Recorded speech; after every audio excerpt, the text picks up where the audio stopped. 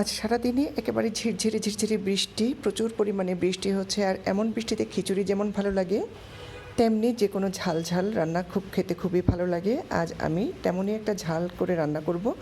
আর এই রান্নাটা খেতে কোনো মাছ বা শুটকির প্রয়োজন হয় না, খেতে অনেক ভালো লাগে। চুলায় তেল গরম দিয়েছি আর তেলের মধ্যে দিয়ে দিয়েছি পেঁয়াজ কুচি, রসুন কুচি, কাঁচামরিচ, আর সেই সাথে রসুন বাটা আর হলুদের গুঁড়ো, মরিচের গুঁড়ো, ধনে জিরার গুঁড়ো, আর সেই সাথে দিব একটু রাঁধুনি গুঁড়া। আর এই রান্নার বৈশিষ্ট্যই হচ্ছে রাঁধুনি গুঁড়া দিয়ে একটু করে পানি দিয়ে ভালো করে এটাকে জাল দেব, একেবারে কষিয়ে নেব। একটু করে ঢাকনা দিয়ে ঢেকে দিব, ঢেকে কিছুক্ষণ রান্না করব। এরপর ঢাকনা খোলার পর এই যে একেবারে তেল ছেড়ে ছেড়ে যায় এমন করে এটাকে কষাতে হবে। কষানো হয়ে গেলে এখানে আমি কিছু আলু দিয়ে দিলাম। আলুগুলো ফ্রেঞ্চ ফ্রাইয়ের মতো করে কেটে নিয়ে ওই আলুগুলো দিয়ে দিলাম। আলুগুলো দিয়ে আবারও ভালো করে নেড়ে চেড়ে একেবারে মশলা সবগুলা মিশিয়ে নিব। সব মশলা মিশিয়ে নিয়ে একেবারে মৃদু আঁচে, একদম মৃদু আঁচে এটাকে ঢাকনা দিয়ে ঢেকে কিছুক্ষণ রান্না করব।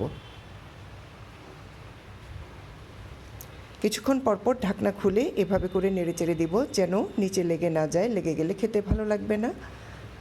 আমি বারে বারে 2-3 বার ঢাকনা খুলে খুলে এটাকে নেড়ে দিয়েছি। আর আলুগুলো কিন্তু একেবারেই সেদ্ধ হয়ে গেছে।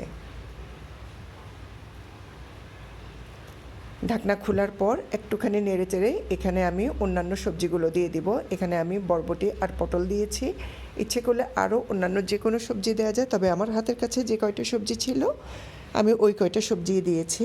দিয়ে এগুলাকে ভালো করে আবারও নেড়ে চেড়ে এখানে সমস্ত মশলাগুলোকে মিশিয়ে নিতে হবে। আর এই খাবারটাতে ঝালের পরিমাণ একটু বেশি দিতে হবে, অর্থাৎ গুঁড়া মরিচ অনেক বেশি করে দিতে হবে। যারা ঝাল বেশি খেতে পছন্দ করেন তারা এইভাবে রান্না করতে পারেন।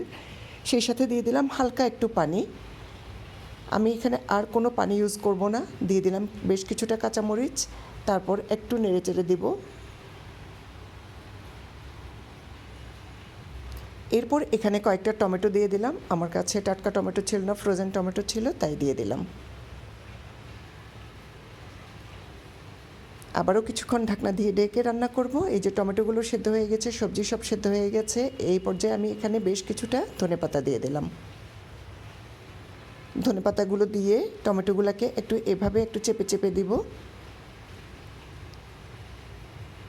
কোনো পানি ছাড়াই। এই যে যথেষ্ট পানি ছেড়েছে আর এটাতেই পুরো সবজিগুলো সেদ্ধ হয়ে গেছে।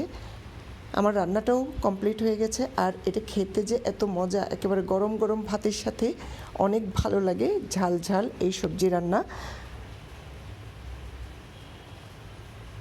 একবার হলেও ট্রাই করে দেখবেন, আশা করি অনেক ভালো লাগবে।